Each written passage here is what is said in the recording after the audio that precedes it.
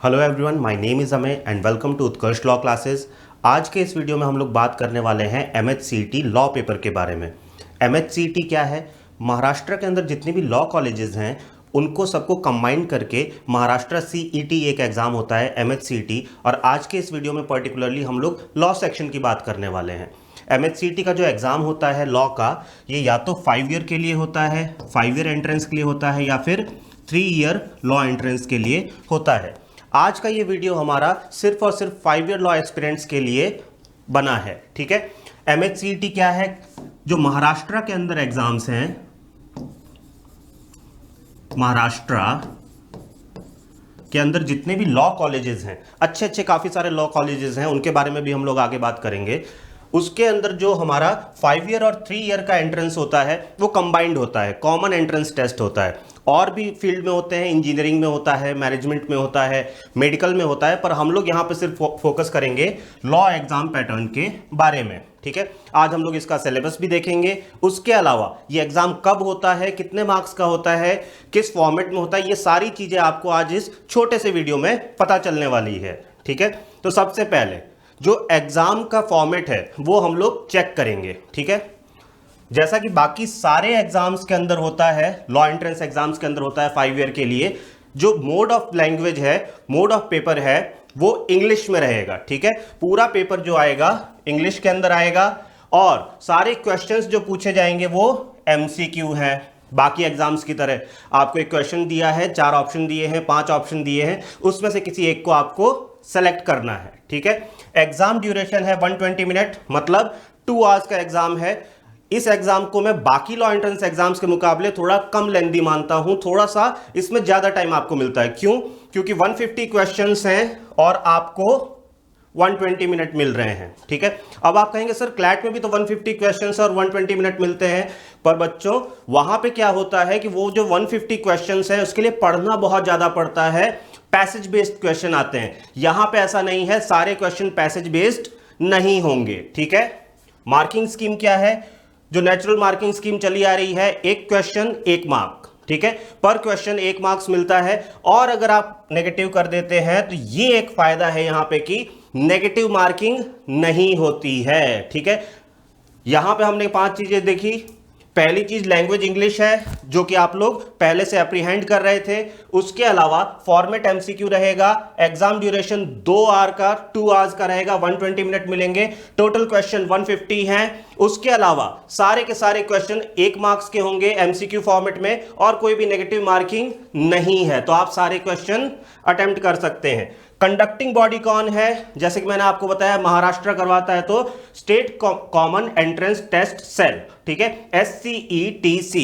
ये जानना बहुत जरूरी नहीं है, फिर भी आपको एक इंफॉर्मेशन रहे उसके लिए बता दिया गया है, ठीक है। एलिजिबिलिटी क्या है ये थोड़ा सा देख लीजिएगा। अगर 12th क्लास में आपके 45% मार्क्स से ज्यादा हैं, अगर 45% मार्क्स आ गए हैं, तो आप ये एग्जाम दे सकते हैं। फिर से ये क्वेश्चन आपके मन में आएगा कि सर क्या आर्ट्स वाले, कॉमर्स वाले या फिर साइंस वाले, क्या कोई भी इस एग्जाम को दे सकता है? तो बच्चों कोई भी विद्यार्थी, कोई भी स्टूडेंट इस एग्जाम को दे सकता है। बस ध्यान यही रखना है कि आपके पास में 45% मार्क्स यहां पे होने चाहिए, ठीक है। एक और चीज, एग्जाम भले ही इंग्लिश में है, पर अगर आपने हिंदी मीडियम से 12th पास की है तो भी आप ये एग्जाम दे सकते हैं, डरने की कोई बात नहीं है। अब हम लोग देखते हैं कि कितने सब्जेक्ट हैं और पर सब्जेक्ट कितने कितने मार्क्स आएंगे, ठीक है। तो सबसे पहला सब्जेक्ट है हमारा legal aptitude. Law entrance exam है, जितने भी आप लॉ एंट्रेंस एग्जाम देंगे लीगल एप्टीट्यूड मोर और लेस वहां पे रहेगा ही रहेगा, ठीक है। और इसका वेटेज जो है ये भी थोड़ा सा ज्यादा है। कितना? 40 मार्क्स। 150 में से 40 मार्क्स का आएगा आपका लीगल एप्टीट्यूड। अब छोटी सी चीज यहां पे ध्यान ये रखने की है, लीगल एप्टीट्यूड के अंदर प्रिंसिपल फैक्ट टाइप के क्वेश्चन आ सकते हैं, पैसेज बेस्ड आ सकते हैं, और लीगल जीके भी यहां पे पूछा जा सकता है, ठीक है। रीजनिंग भी होगा, लीगल जीके भी होगा, और उसके अलावा आपको मैगजीन्स पे भी ध्यान देना है। किस पे?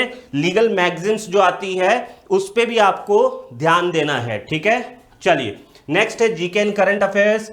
अब इसके अंदर जीके भी वर्ड आ गया है, तो करंट अफेयर्स के साथ में आपको स्टैटिक पर भी ध्यान देना है। स्टैटिक जीके पर भी ध्यान देना है। पर सुकून की बात यह है कि जो एग्जाम लेती है बॉडी वो स्टैटिक भी जो करंट है उससे जुड़ा हुआ ही पूछती है, तो बहुत ज्यादा घबराने की बात नहीं है, ठीक है। लॉजिकल एंड एनालिटिकल रीजनिंग, ये जो पोर्शन है ये वापस से 40 मार्क्स का है। इसके अंदर आपके वर्बल रीजनिंग, क्रिटिकल रीजनिंग, जिसे कि आप एनालिटिकल रीजनिंग भी कहते हैं, दोनों आ सकती है। प्लस कभी कभी देखा गया है कि बहुत इजी सवाल, बहुत ही इजी सवाल नॉन वर्बल रीजनिंग से भी पूछे गए हैं, तो इसके ऊपर अलग से ध्यान देने की जरूरत नहीं है। सवाल इतने आसान होते हैं कि आप देख के उन्हें सॉल्व कर सकते हैं। इसके लिए आप अलग से नॉन वर्बल रीजनिंग पढ़ना शुरू मत करिएगा, क्योंकि बहुत रेयर ऐसे क्वेश्चन देखे गए हैं। उसके अलावा नेक्स्ट जो हमारा सब्जेक्ट है वो है इंग्लिश, ठीक है। इंग्लिश क्या है, पैसेज आ सकता है, एरर डिटेक्शन आ सकता है, क्लोज टेस्ट आ सकता है, ठीक है। बेसिक जो आपकी ग्रामर है, बेसिक वोकैब है, वो सारी चीजें यहां पे पूछी जाएगी।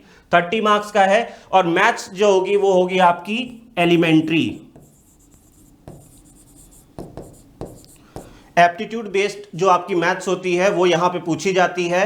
इसके अंदर क्या होगा, 10th तक की जो आपकी मैथ्स है उससे रिलेटेड 10 मार्क्स के सवाल आएंगे। टोटल ये हो जाएगा आपका 150। तो ये समझ में आ गया होगा। अब इसके अंदर क्या करना है, थोड़ा सा एक्स्ट्रा एफर्ट आपको करना है।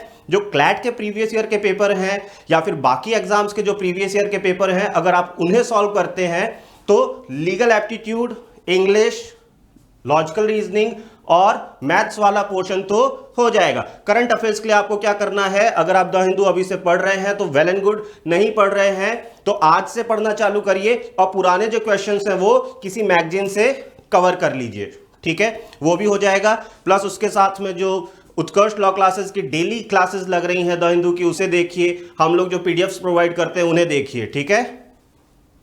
चलिए, ये हम लोग यहाँ पे एक ट्रेंड एक बार समझ लेते हैं कि ये एग्जाम कितना पॉपुलर है। सर महाराष्ट्र का एग्जाम है, क्या हमें भी भरना चाहिए? हम महाराष्ट्र से बाहर के हैं, क्योंकि महाराष्ट्र के स्टूडेंट्स के बीच में तो ये बहुत ज्यादा पॉपुलर है। जो बाहर के स्टूडेंट हैं उन्हें भी भरना चाहिए क्या? तो मेरी सलाह है बिल्कुल भरना चाहिए, बिल्कुल भरना चाहिए। क्यों? एक तो सबसे पहली चीज, जो फॉर्म फीस है बाकी लॉ एंट्रेंस के मुकाबले काफी कम है, ठीक है। क्लैट की अराउंड 4000 है, आईलेट की भी महंगी है, सब जगह की महंगी है। तो ये 800 रुपीज अगर आप जनरल कैटेगरी से हैं, 600 रुपीज अगर आप रिजर्व कैटेगरी से हैं, ठीक है। तो इसके अंदर आपको क्या करना है, फॉर्म जरूर भरना है। और एग्जाम आपका कब होगा? अप्रैल एंड में, अप्रैल एंड में इसका एग्जाम होता है, ठीक है। तो ये बहुत ही इंपॉर्टेंट एग्जाम है, काफी जगह इसके सेंटर्स भी आते हैं, तो देश भर में इसके सेंटर है, आपको बहुत दूर जाना नहीं पड़ेगा, ठीक है। और ऐसा भी हो सकता है कि आपकी सिटी के अंदर ही इसका सेंटर आ जाए, ठीक है। तो मोर और लेस हमारे पास में 5 मंथ्स अभी भी हैं। कितने? 5 मंथ्स अभी भी हैं। प्रीवियस ईयर पेपर सॉल्व करना चालू करिए, क्लैट का भी कर सकते हैं, आईलेट का भी कर सकते हैं, और उससे आपको एक आइडिया लग जाएगा कि किस टाइप के क्वेश्चंस पूछे जाते हैं, ठीक है। एक बार ट्रेंड समझ लीजिए, 2019 के अंदर 28,000 बच्चों ने ये एग्जाम दिया था। 28,000 मतलब around 60% of the students who appeared for CLAT also appeared in 2019 MHCT law, ठीक है।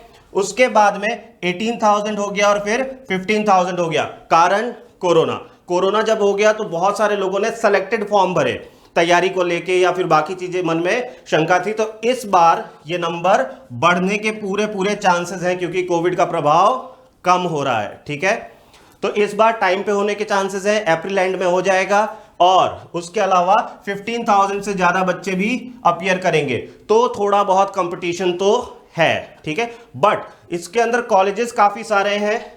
ये कुछ कॉलेजेस हैं जो कि बहुत ज्यादा इंपॉर्टेंट है, बहुत ज्यादा अच्छे हैं, ठीक है। इनफैक्ट कुछ कॉलेजेस तो ऐसे हैं जो कि नए न्यूअर एनएलयूज हैं, उनसे भी बेहतर माने जा सकते हैं, ठीक है। जैसे कि जीएलसी मुंबई है, आईसीएस पुणे है, शिवाजी यूनिवर्सिटी है, सावित्री भाई फुले यूनिवर्सिटी है, गोंडवाना यूनिवर्सिटी है, और डॉक्टर बाबा साहेब अंबेडकर कॉलेज औरंगाबाद है। तो ये सारी जो चीजें हैं, ये सारे जो कॉलेजेस हैं, ये सबसे इंपॉर्टेंट है। अगर इनके अंदर आपको सीट मिल जाती है तो न्यूअर एनएलयूज जो हैं उनसे भी बेहतर ये परफॉर्म करते हैं।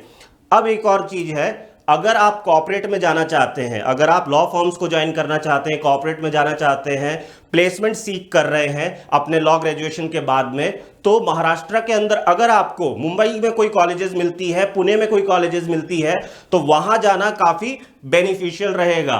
क्यों बेनिफिशियल रहेगा? क्योंकि वहां पे कंपनीज काफी सारी है, वहां पे लॉ फर्म्स काफी सारे हैं। तो आज के इस वीडियो में हमने देखा कि एमएचसीईटी एक इंपॉर्टेंट एग्जाम है, थोड़ा सा इंपॉर्टेंट एग्जाम है। उसके अलावा इसमें सीट्स भी काफी हैं, इसमें सीट्स भी काफी हैं, फॉर्म फीस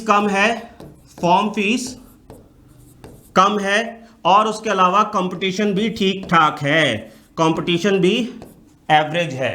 ठीक है, थोड़ा सा हम लोग को ध्यान देना है, अब न्यूज़पेपर हाथ में उठा लेना है और पढ़ाई करनी चालू कर देनी है, क्योंकि बाकी सारे सब्जेक्ट तो जो करंट अफेयर्स के अलावा हैं वो सब तो आपके प्रीवियस ईयर से और हमारी क्लासेस से कंप्लीट हो जाएंगे। करंट अफेयर्स के लिए जो द हिंदू का वीडियो आता है सुबह 10 बजे, लाइव वीडियो आता है, उसके अंदर पार्टिसिपेट करें और साथ ही साथ हर दिन का द हिंदू कंप्लीट करते जाएं। Thank you so much. फिर मिलते हैं नए नोटिफिकेशन के साथ में, अलग कॉलेज के साथ में। Thank you.